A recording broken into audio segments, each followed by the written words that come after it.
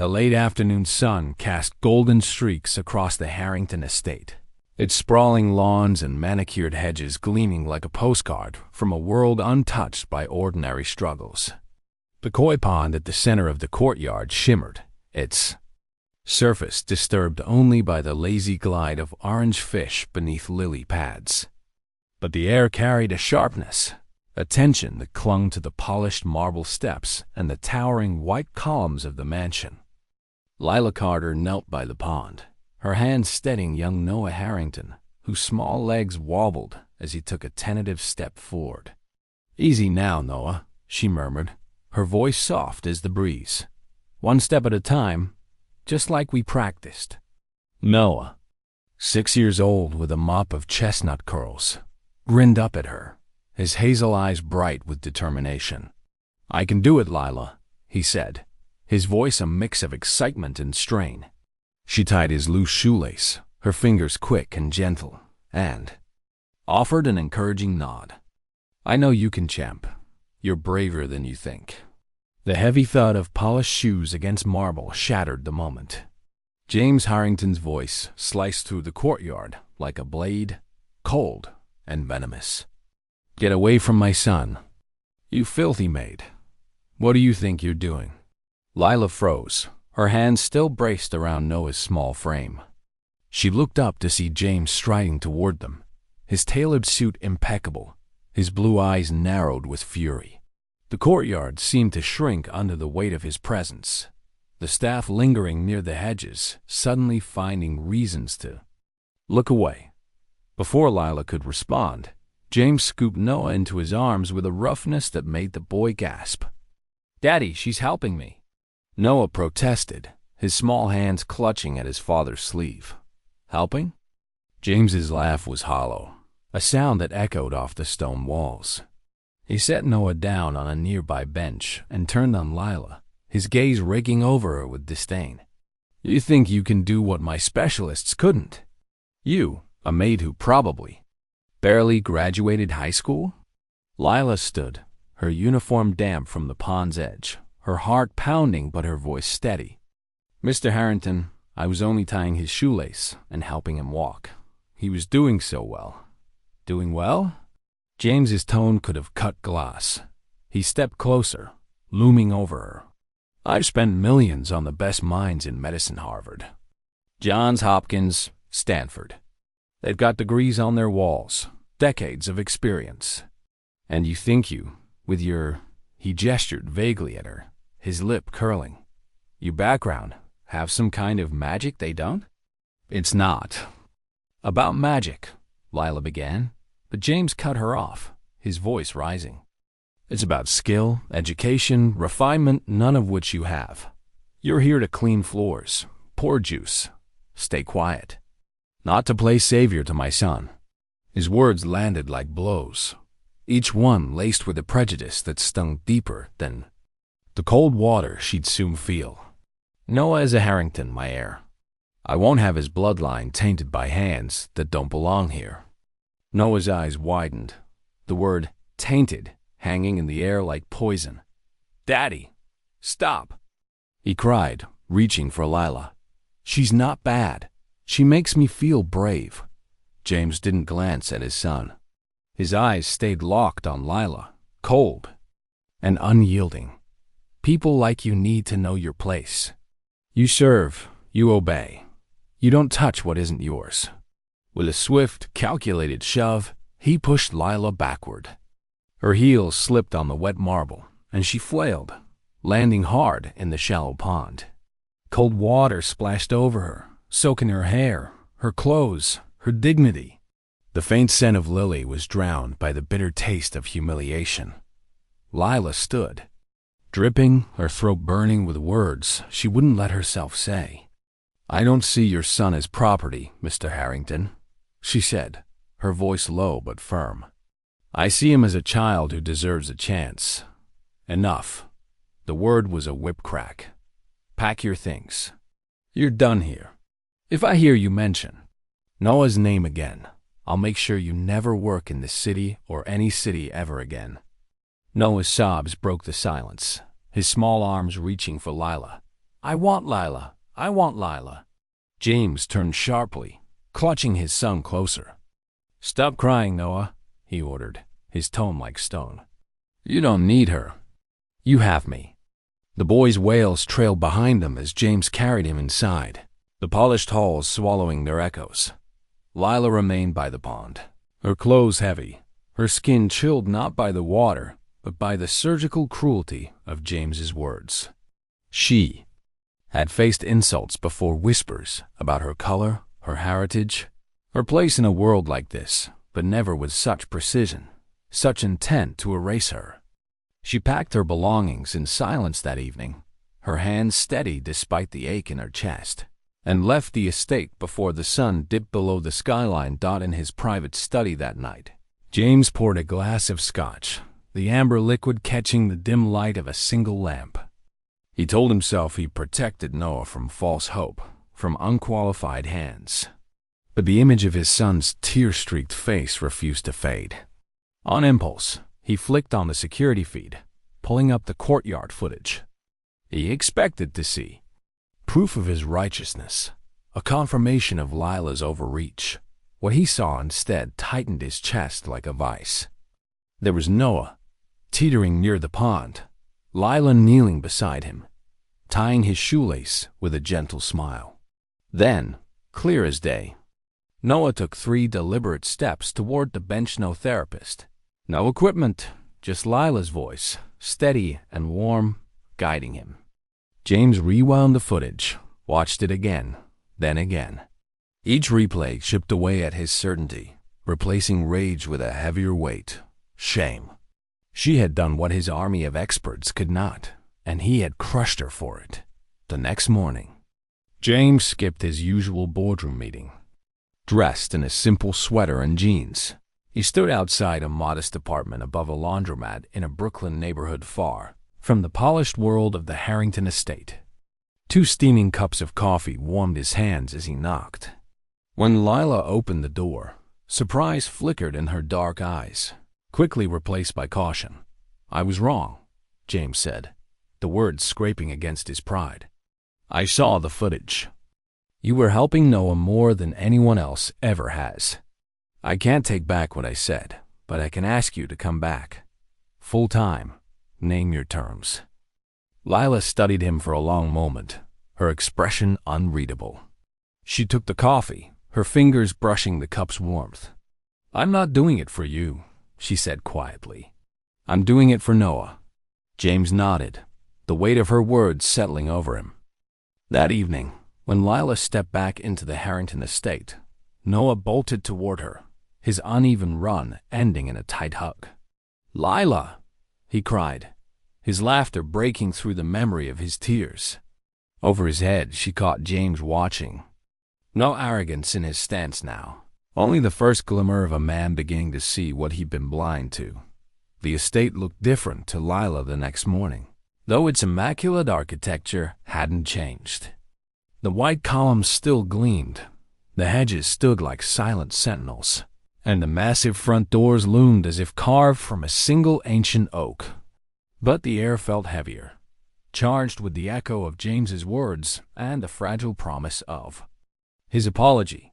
Noah appeared in the doorway before she reached the top step, his voice cracking with excitement. Lila! He barreled into her, wrapping his arms around her waist. She bent to hold him, ignoring the ache in her knees. James stood just behind, his face carefully composed, a man attempting to learn humility, a lesson that didn't come easily.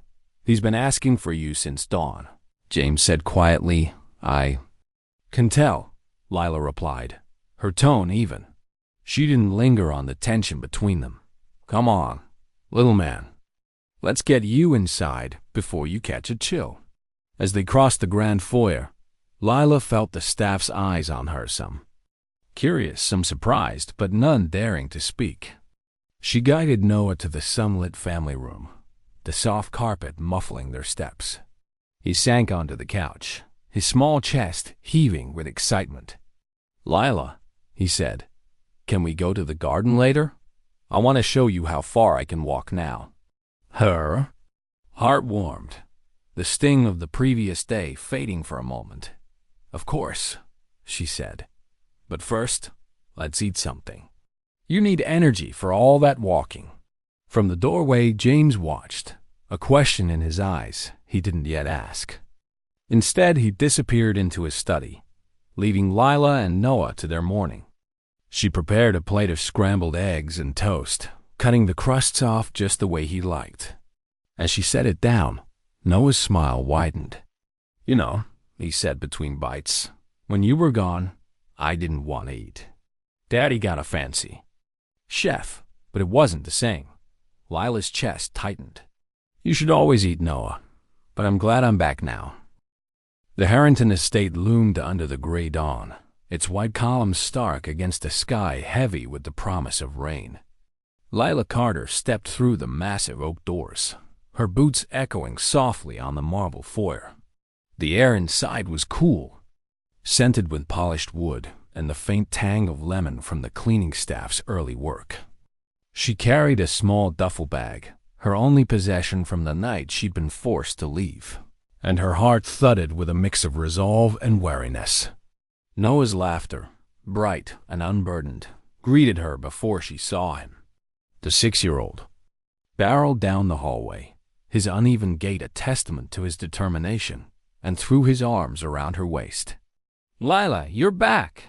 His hazel eyes sparkled, oblivious to the tension that lingered in the house like an uninvited guest. "I'm back, champ," Lila said, kneeling to meet his gaze. She brushed a curl from his forehead, her fingers lingering as if to anchor herself to his trust.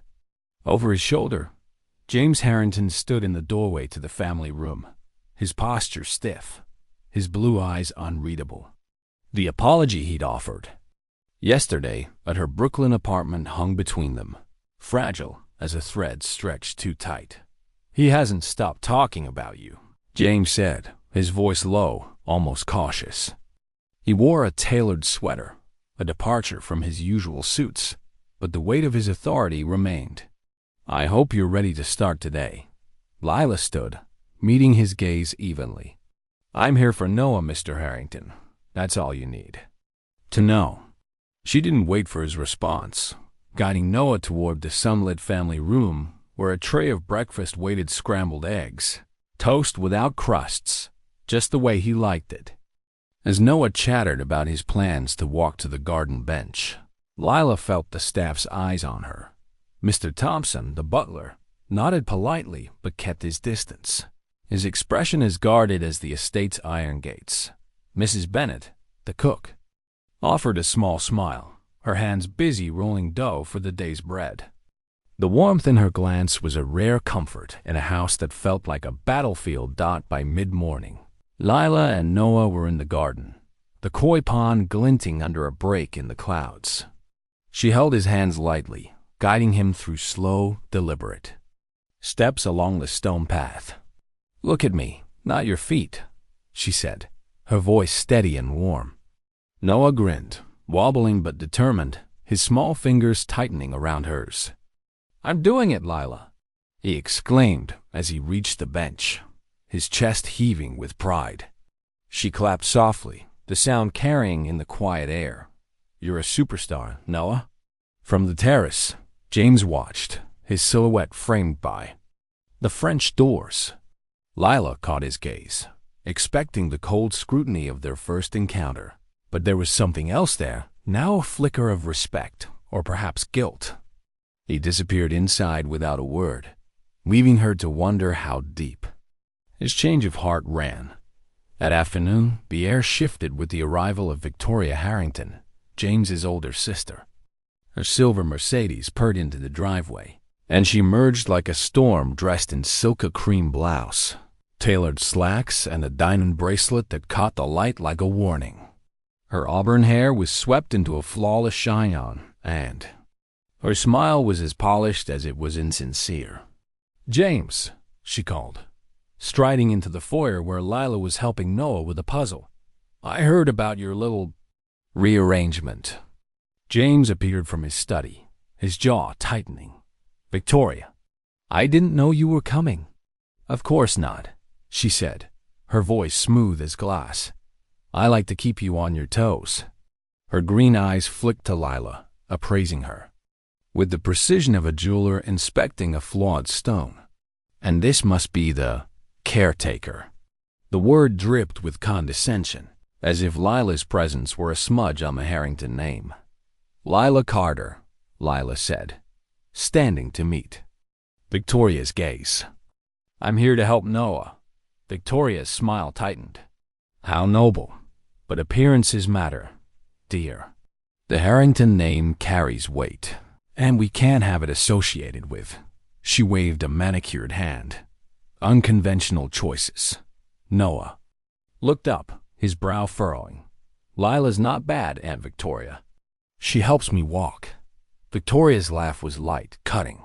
"Children are so impressionable, aren't they? But we must think of the long term, Noah. Your father knows that."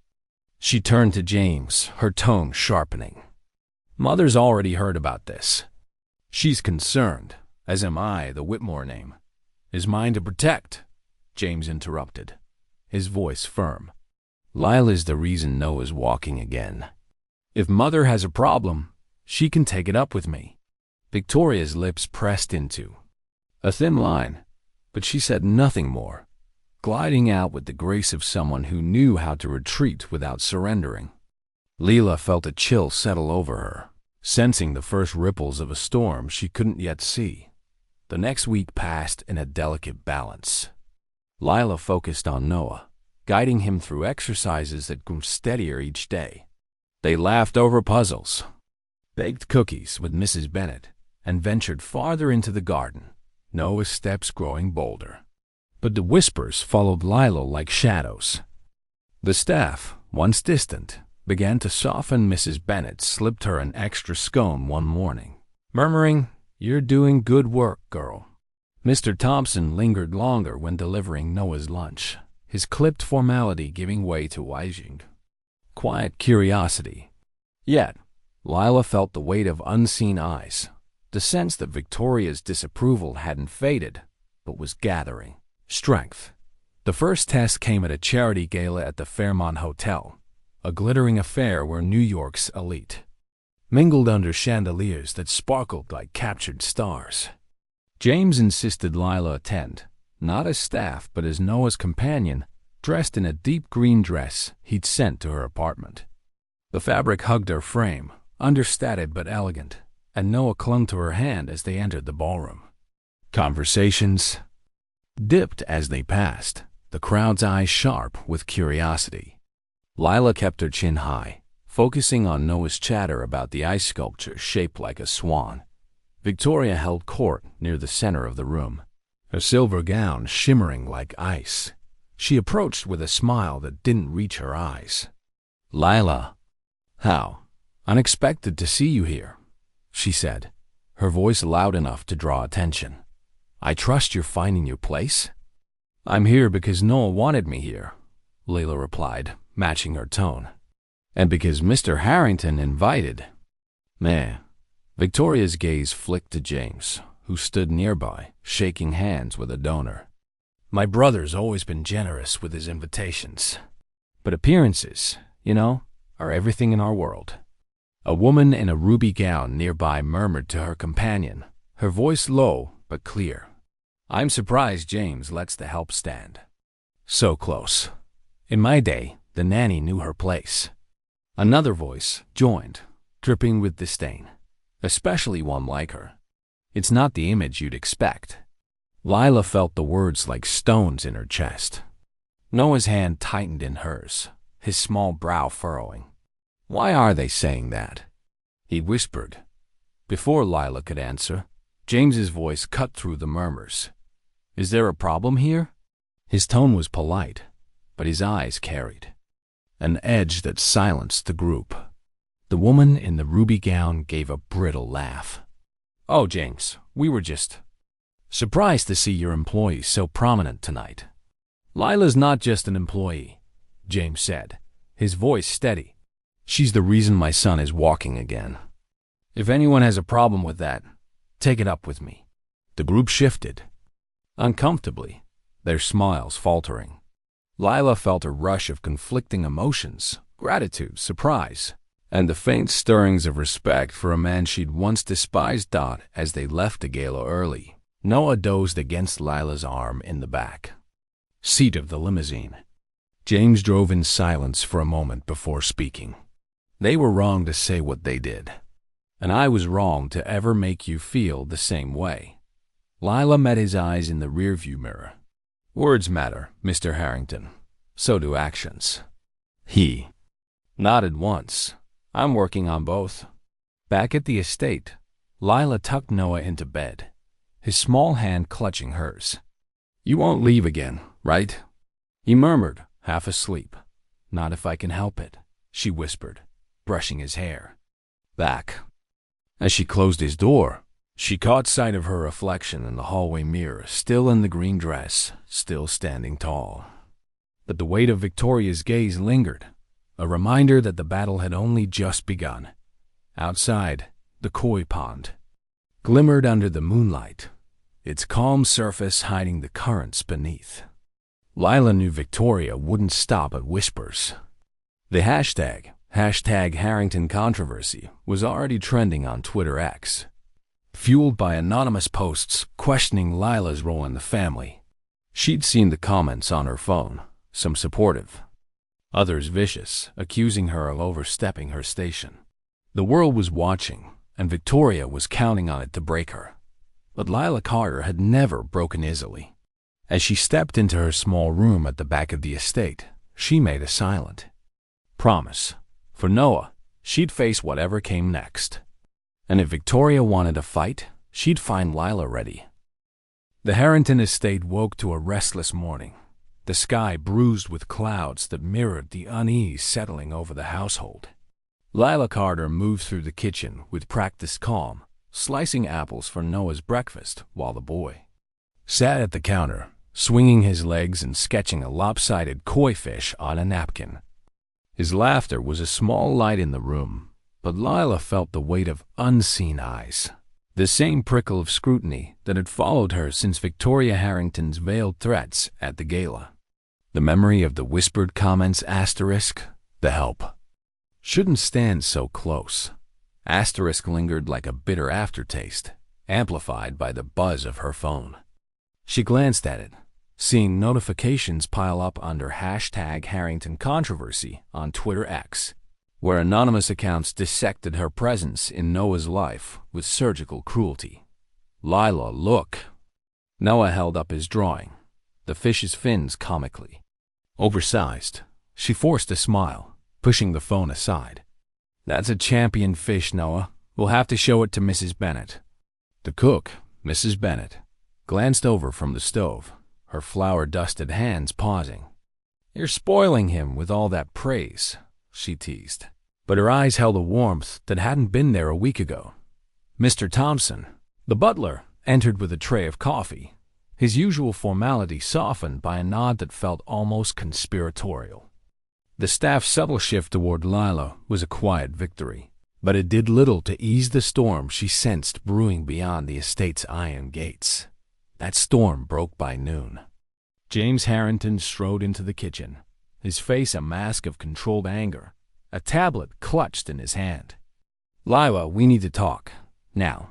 His voice was low, urgent, and Noah looked up, his pencil stilling. Lila set the knife down, wiping her hands on a dishcloth. Noah, finish your fish. I'll be right back. In James's study, the air was thick with tension. He turned the tablet toward her, the screen glowing with a gossip blog's headline. Harrington heirs caretaker. A questionable past? The article was a venomous patchwork of half-truths, dredging up Lila's years working minimum-wage jobs, waitressing, cleaning offices, scraping by in a Brooklyn tenement. It twisted an eviction notice from her early 20s into a scandal, implying she was a drifter with ulterior motives. Sources close to the family, it claimed, question whether Lila Carter is fit to care for young Noah Harrington. Lila's stomach tightened, but her voice remained steady. This is Victoria's work, isn't it? James's jaw clenched. My PR team traced the article's source to a shell account linked to her foundation. No direct proof, but it's her style clean, no fingerprints. He tossed the tablet onto the desk, the screen darkening. She's escalating, and she's using the media to do it. Lila crossed her arms, her eyes narrowing. So, what's the plan? Let her paint. Me as a villain? No, James said, his tone resolute. We fight back. Not with her tactics, but with the truth. I've arranged an interview with Rachel Brooks, a journalist I trust. She's covered stories like this before, people targeted for who they are, not what they've done. You tell your story, Lila. Let the world see who you are. Lila hesitated, the weight of exposure settling over her. That means putting Noah's progress in the spotlight. I don't want him caught in this. He won't be, James promised. The focus will be on you, your work, your dedication. Noah stays out of the cameras. She studied him, searching for the man who'd pushed her into the koi pond a week ago. The James before her now was different. His arrogance tempered by something she couldn't quite name, guilt, perhaps, or the beginnings of respect. All right, she said finally. But I'm doing this for Noah, not for you. That afternoon, Lila returned to the garden with Noah, determined to keep his routine steady despite the chaos. They practiced his walking drills, his small hands, gripping hers as he navigated the stone path. You're getting stronger every day, she said, her voice warm. Noah beamed, taking an extra step without wobbling. I want to walk all the way to the fountain tomorrow. You will, Lila said, clapping as he reached the bench.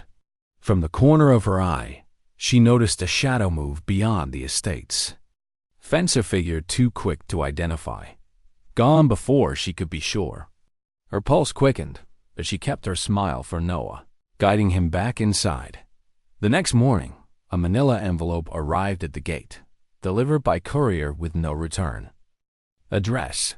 Mr. Thompson brought it to James, who opened it in the study with Lila present.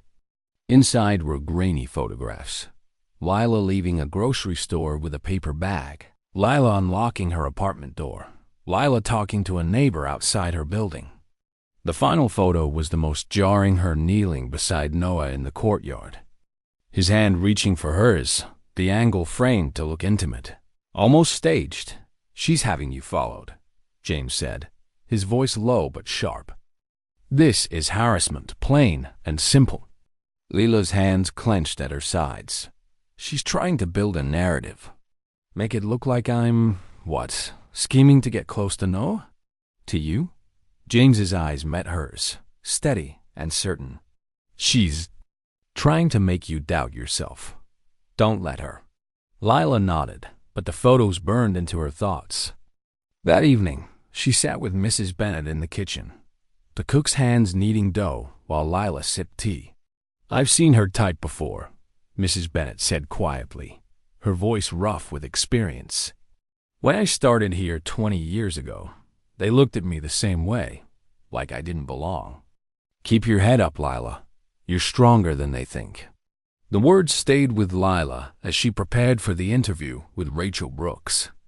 The journalist arrived at the estate 2 days later, her calm demeanor a stark contrast to the polished venom of Victoria's world. In the library, with its tall windows and crackling fireplace, Rachel set up her recorder, her questions direct but kind. Lila, you've been with the Harringtons for 7 months. Tell me about your work with Noah. Lila took a breath, her hands clasped tightly in her lap. When I started, Noah could barely take 2 steps without falling. He was discouraged, scared to try. The specialists had tried everything, equipment, therapies, but it was all so clinical. I focused on making it fun, like an adventure. We pretend the garden path was a treasure hunt. Over time, he started believing he could do more. And he did. Rachel nodded, her pen moving across her notebook. And the challenges? This article suggests you're unfit for the role. Lila's jaw tightened, but her voice remained even. The biggest challenge isn't Noah's mobility. It's people who see him as a pawn instead of a child. I've faced accusations, whispers, even threats to push me out. But I'm here because Noah trusts me, and I won't let him down." The interview aired that night on a national news channel, unedited and raw. Lila's words resonated, her quiet strength cutting through the gossip's noise. By morning, #StandWithLila was trending on Twitter X, with thousands of users sharing stories of workplace discrimination and praising Lila's dedication. A local activist group tied her story to broader calls for equality in elite circles, amplifying the narrative. But not all reactions were kind. Anonymous accounts, likely fueled by Victoria's influence, posted vitriolic comments accusing Lila of exploiting Noah for fame. In the family room, Noah was oblivious to the storm, focused on a puzzle of the United States. Lila helped him fit California into place, her mind half on the social media firestorm. "Lila," Noah said suddenly, "why do people say mean things about you?" She paused, choosing her words carefully. "Sometimes people see differences before they see the person. But you and I? We focus on what matters, your steps, your courage." Noah grinned, placing another piece. "You make me brave." James appeared in the doorway, his phone in hand, his expression a mix of pride and worry. "The interview's making waves, Lila. You've got more support than Victoria expected." But she's not done. My PR team found another article in the work. Same source, same lies. Lila stood, her resolve hardening. "Then we keep telling the truth. She can't twist that forever." That evening, as Lila tucked Noah into bed, he handed her a small, unevenly wrapped package. "It's for you," he said, grinning. Inside was a silver charm bracelet, a tiny pair of shoes dangling from it. "So, you remember you helped me walk," he explained. Lila's eyes burned as she knelt to hug him, holding on longer than usual. "I'll never forget, Noah," she whispered. As she left his room, the bracelet glinted on her wrist, a reminder of why she stayed. Outside, the koi pond reflected the stars, but the calm was deceptive. Victoria's next move was coming, and Lila knew it would cut deeper than words or photographs. She glanced at her phone, the #StandWithLila hashtag still climbing, and steeled herself for the fight ahead. The Harrington estate was a fortress under siege, its iron gates and security cameras no longer enough to keep the shadows at bay. Lila Carter woke to the sound of rain drumming against her window, the gray light casting a pall over the room. The weight of Victoria Harrington's schemes pressed heavier each day, the grainy photographs from the anonymous envelope still vivid in her mind. Lila at the grocery store, Lila at her apartment, Lila with Noah, framed to look like something. It wasn't. The #StandWithLila hashtag had given her a fleeting sense of public support, but the anonymous vitriol on Twitter X reminded her that Victoria's reach was long and relentless. Lila slipped the silver charm bracelet Noah had given her onto her wrist, the tiny shoe charm glinting like a talisman, and headed to the kitchen to prepare his breakfast. Noah sat at the counter, his small hands busy with a coloring book, oblivious to the storm brewing beyond the estate's walls. "Lila, can we go to the fountain today?" he asked, his hazel eyes bright with hope. "I want to walk all the way there." "We'll see, champ," Lila said, forcing a smile as she set a plate of pancakes before him. The memory of the shadowy figure she'd glimpsed beyond the fence lingered, a warning she couldn't shake. Mrs. Bennet, kneading dough nearby, caught her eye and offered a nod of quiet solidarity. "You're doing right by that boy," she murmured, her voice low. "Don't let the vipers get to you." Before Lila could respond, James Harrington entered, his face taut with a tension that matched the storm outside. He held a phone in one hand, his thumb scrolling through a message. "Lila, we need to talk. Study now." His tone was clipped, urgent, and Noah's crayon paused mid-stroke. Lila ruffled the boy's hair. Keep coloring, Noah. I'll be back. In the study, the heavy curtains were drawn, casting the room in muted amber. James tossed a new envelope onto the desk, its edges creased as if handled in haste. This came an hour ago. No return address. Lila opened it, her pulse quickening. Inside were more photographs. Lila and Noah in the garden, Noah reaching for a glass of water she held, the angle deliberately suggestive. Scrawled in red ink across the bottom was a single line. Asterisk, he's safer without you. Asterisk, Lila's breath caught, her fingers tightening around the photo. She's not just trying to ruin me. She's threatening Noah. James's jaw clenched, his eyes dark with anger. This is Victoria's doing.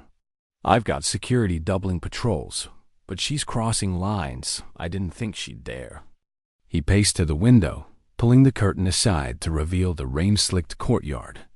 My team's tracing the courier, but she's careful. Always has been. We can't just wait for her next move, Lila said, her voice steady despite the fear coiling in her chest. She's getting closer, James.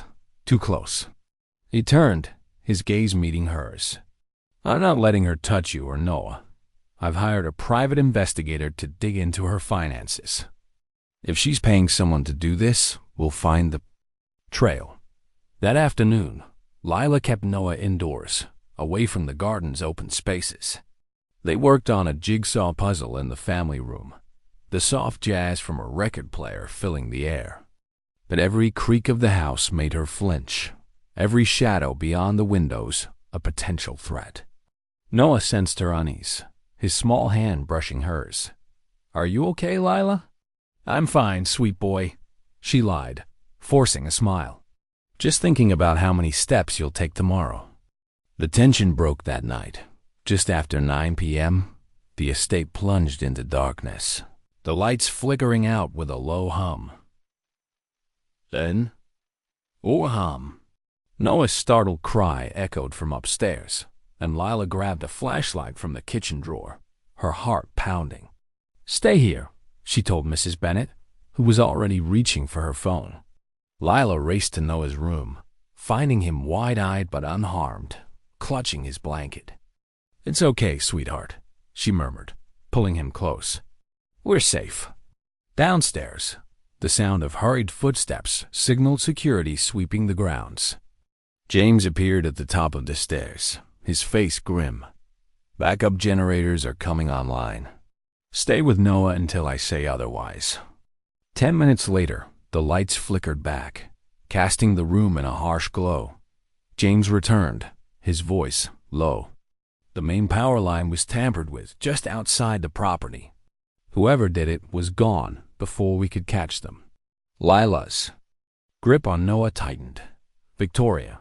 James didn't argue. Security's reviewing footage. We'll know more by morning. The next day brought a chilling confirmation. The head of security, a former cop named Daniels, showed them grainy footage from a perimeter camera. A figure in dark clothing, hood pulled low, moved swiftly near the north fence, cutting the power line with practiced precision. The camera caught only a partial profile, a man, mid-40s, with a scar along his jaw. Nathan Pierce, James. Sighed, his voice cold. A private investigator with a rap sheet. He's done dirty work for people like Victoria before. Lila's stomach churned. She sent him here, into your home. James nodded, his eyes hard. Which means we're not just playing defense anymore. He called in 2 security consultants, ex-law enforcement with no-nonsense demeanors. They set up a decoy-locked shed near the estate's edge, stocked with expensive-looking but useless equipment, rigged with hidden cameras and a silent alarm. If he comes back, we'll have him, Daniel said, adjusting a monitor in the study. That evening, Lila kept Noah distracted with a baking session in the kitchen, Mrs. Bennet guiding them through a batch of chocolate chip cookies. The warmth of the oven was a stark contrast to the cold knot in Lila's chest. At 9:17 p.m., a chime sounded on James's phone, the silent alarm. He appeared in the doorway, eyes locked on Lila's. "They're in." Security moved like ghosts, converging on the shed from 3 sides. Lila and James watched the live feed on his phone, the grainy image showing Nathan Pierce rifling through the staged equipment, his gloved hands quick and confident. Then, a misstep, he turned, his scarred jaw clear in the camera's lens. Security intercepted him before he could flee, pinning him to the ground as police sirens wailed in the distance. James handled the officers with cool efficiency, insisting Lila and Noah stay upstairs. When he returned to the study, his expression was grim but resolute. His name's confirmed, Nathan Pierce. He's not talking, but we've got him on trespassing and attempted theft. It's a start. Lila's hands trembled as she sat down. Her tea. It's not enough. Victoria's still out there, pulling the strings. James leaned against the desk, his voice low. "We'll get her." "My investigators found bank transfers from a shell company tied to her foundation. It's not airtight yet, but it's close." The next morning, the danger escalated. James left for a meeting with his legal team, taking the evidence to a detective he trusted. Lila stayed with Noah in the sunroom, painting watercolors to keep him calm. Her phone buzzed with an unknown number. Against her better judgment, she answered. Victoria's voice was smooth as silk. "You're making yourself quite visible, Lila, but visibility comes with consequences. What do you want, Victoria?" Lila asked, her voice steady. "To remind you that you're not untouchable," Victoria said. "The more you insert yourself into this family, the more you'll regret it." "I'm not afraid of you," Lila replied, her grip tightening on the phone. "Then you're a fool," Victoria said, and the line went dead. Lila's hand shook as she set the phone down. She glanced at Noah, blissfully unaware, his brush streaking blue across the canvas. An hour later, her phone buzzed again, a text from James. Asterisk, "We're fine. Someone tried to run us off Riverside Drive. Security handled it. At the station now." Asterisk relief flooded her, but it was short-lived. Another message followed, from the same unknown number. Asterisk, "He won't make it to the station next time." Lila's blood ran cold. She dialed James, her call going straight to voicemail. She tried Daniel's no answer. Pacing the sunroom, she fought to keep her composure for Noah's sake. When James finally called back, his voice was steady but strained. "I'm fine, Lila. Security got us out. The evidence is with the police now. They're moving on Victoria." Lila exhaled, her knees weak. "She's not going to stop, James." "No," he agreed. "But neither are we. You've proven her wrong once. We'll do it again." That night, Lila stood by the koi pond, the rain having stopped, leaving the air heavy with the scent of wet earth. The estate's lights cast long shadows, and she felt the weight of Victoria's threat like a blade at her back. The bracelet on her wrist glinted, Noah's gift a reminder of why she fought. She wasn't just defending herself anymore. She was defending Noah's right to a life free of fear. And as she turned back to the house, her resolve hardened. If Victoria wanted a war, Lila would meet her on the battlefield. The Harrington estate stood bathed in the soft light of a late autumn morning, its white columns glowing against a sky finally free of storm clouds. Lila Carter moved through the grand foyer, her steps lighter than they'd been in weeks, though. The weight of Victoria Harrington's threats still lingered like a bruise. The silver charm bracelet on her wrist, with its tiny shoe charm from Noah, glinted as she carried a tray of juice to the family room. Noah sat cross-legged on the carpet, piecing together a puzzle of a lighthouse, his small fingers steady with focus. "Lila, look! I got the tower part done," he called, his hazel eyes bright with pride. "That's amazing, champ," Lila said, kneeling beside him. Her smile was genuine, but her mind was elsewhere on the police investigation, the evidence against Victoria, and the fragile hope that the worst might be over.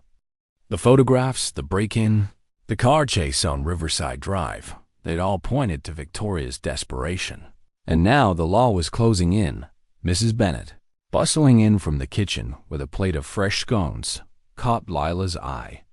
"You're doing right by that boy," she said quietly.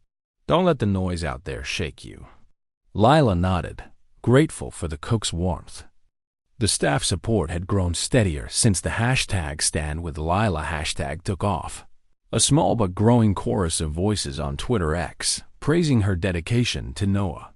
But the hateful comments persisted, fueled by Victoria's anonymous proxies, accusing Lila of manipulating the Harringtons for personal gain. Each barb stung, but Lila had learned to focus on Noah's laughter, not the venom of strangers. James Harrington appeared in the doorway, his tailored coat slung over one arm, his face a mix of exhaustion and resolve. "Lila," the detective called. "They've finished the search of Victoria's properties. It's time." His voice was steady, but his eyes betrayed the weight of what was coming, a reckoning with his own sister. Lila stood, brushing crumbs from her hands. "What did they find?" "Enough," James said, his jaw tightening. "Bank records, emails, even a burner phone with text to Nathan Pierce. They're moving to arrest her today." Lila exhaled, relief tempered by caution. "She won't." "Go quietly, James." "No," he agreed, "but she's out of moves." The arrest came that evening, just as the sun dipped below the skyline. News vans gathered beyond the estate's gates, their cameras flashing like vultures circling. Lila kept Noah indoors, reading him stories in the library to shield him from the chaos. James handled the media with cool precision, issuing a brief statement. The Harrington family trusts the legal process to address this matter. By nightfall, the headlines screamed across every major outlet. Asterisk philanthropist Victoria Harrington arrested on charges of harassment. Stalking. Asterisk.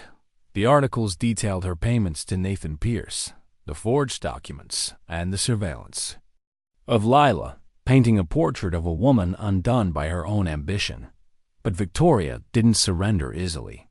The next morning, a courier delivered a legal notice to the estate, slipped under the gate like a venomous snake.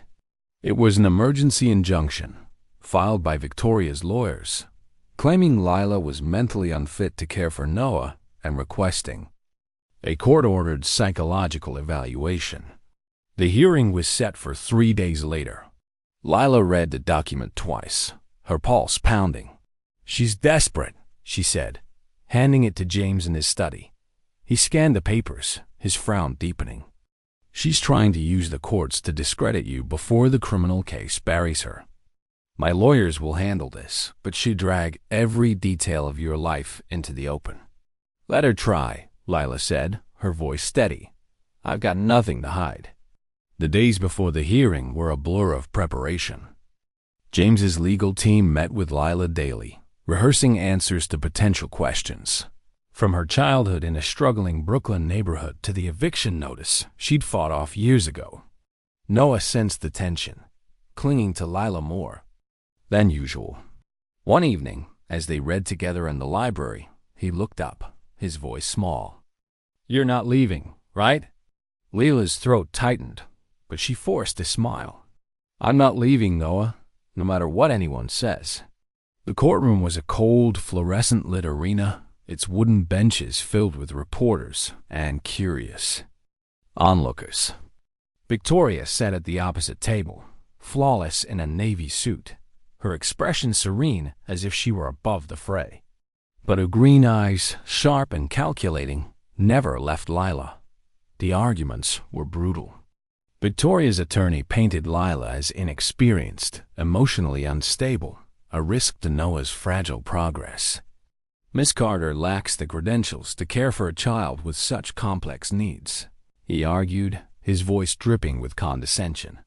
James's team countered with testimony from Noah's doctors, his physical therapist from the community clinic, and even Mr. Thompson, who spoke of Lila's dedication with a rare warmth that surprised the room. When Lila took the stand, her voice was steady, each word carrying the weight of truth. Noah was scared to try when I met him, she said. Not because he couldn't, but because no one believed he could. I don't see him as a project or a Harrington heir. I see him as a boy who smiles when he takes one more step. I'm proud to be the one helping him do that. The judge's ruling came swiftly, denying Victoria's injunction with a pointed rebuke. Miss Carter has demonstrably improved Noah Harrington's condition. There is no evidence to suggest she is unfit. The gavel fell, and a murmur rippled. Through the courtroom, Lila felt a weight lift, though Victoria's icy stare as she left the room promised the war wasn't over. The victory was cemented a week later at a public event James organized on the estate's lawn. Unlike the glittering galas of Victoria's world, this was a community gathering. Noah's physical therapist, his favorite librarian, neighbors who waved during morning walks, and a handful of James's business allies who'd shown genuine care for Noah. The koi pond shimmered in the sunlight. Tables laden with simple but elegant food, and soft jazz drifted through the air.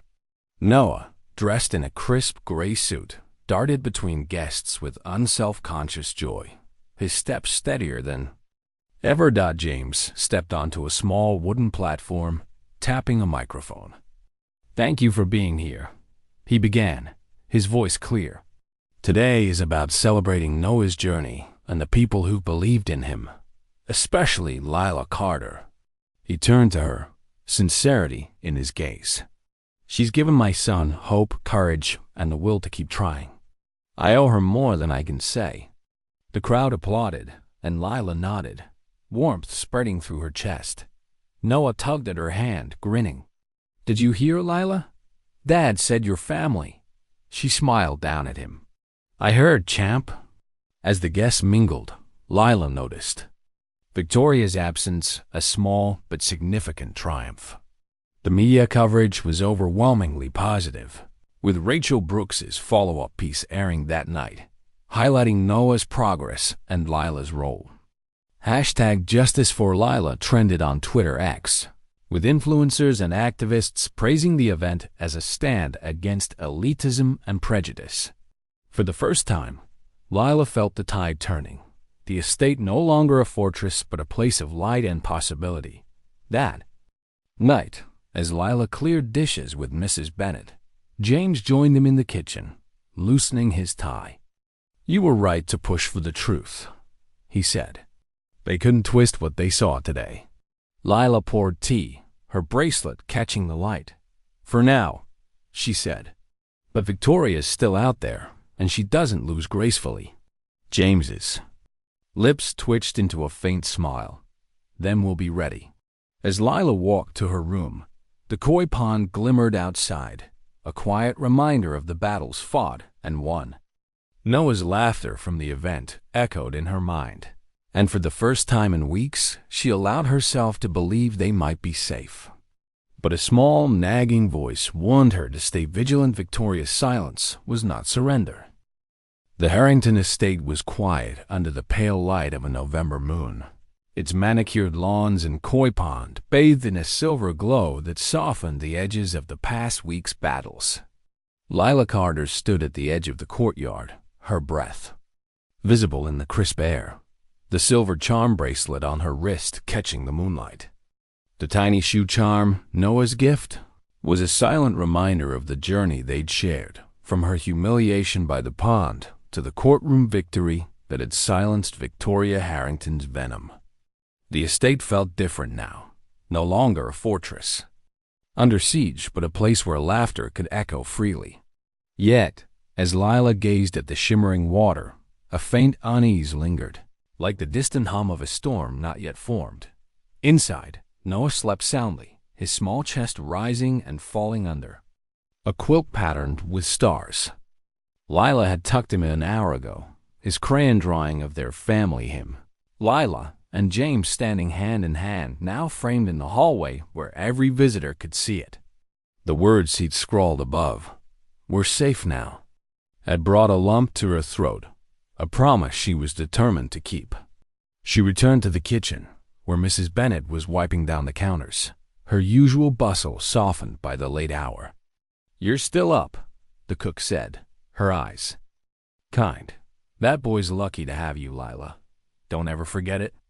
"I won't," Lila replied, pouring tea into a chipped mug she'd come to think of as hers.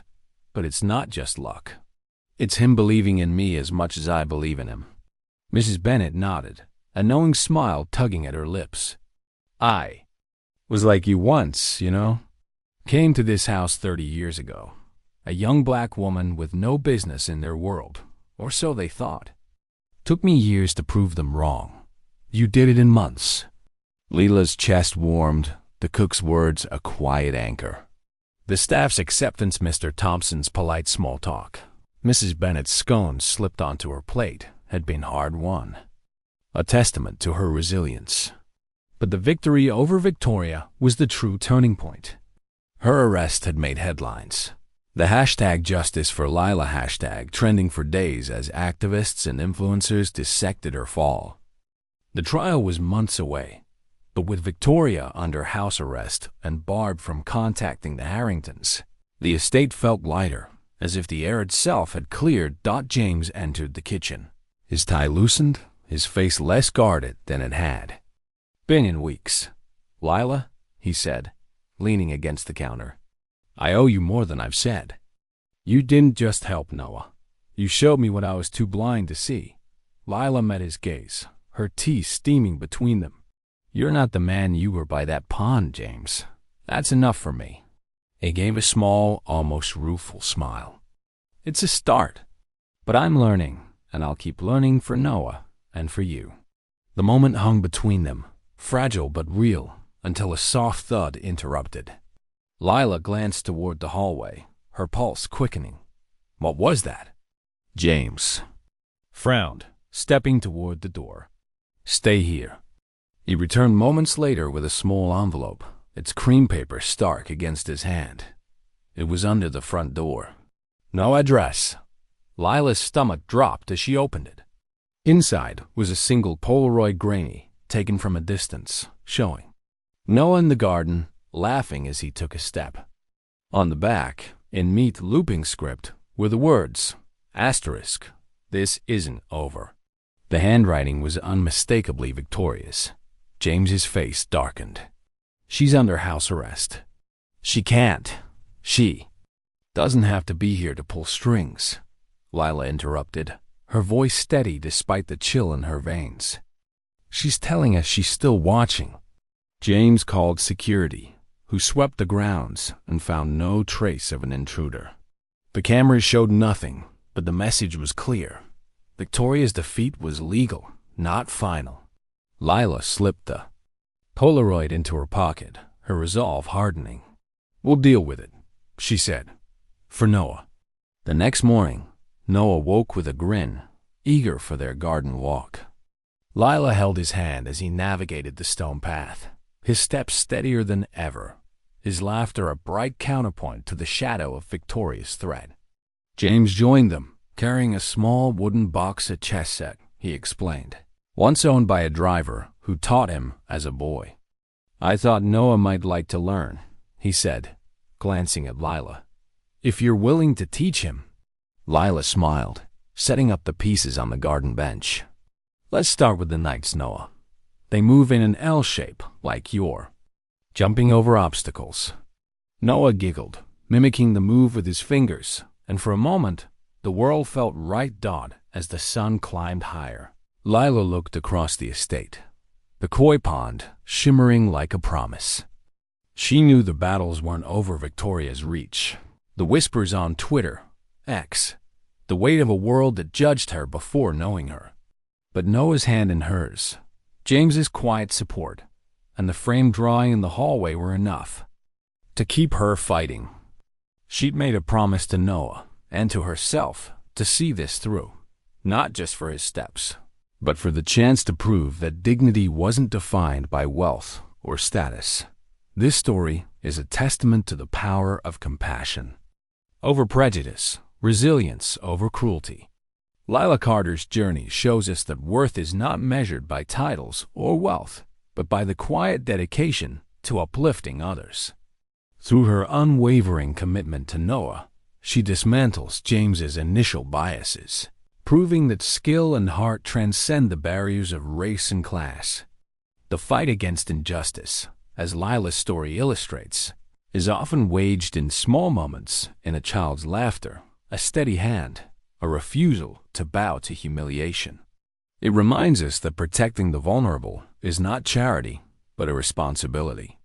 And that true justice lies in breaking the chains of ignorance to leave a legacy of respect and equality. For more stories that inspire and challenge the heart, subscribe to Legacy Stories on YouTube or follow us on Twitter X.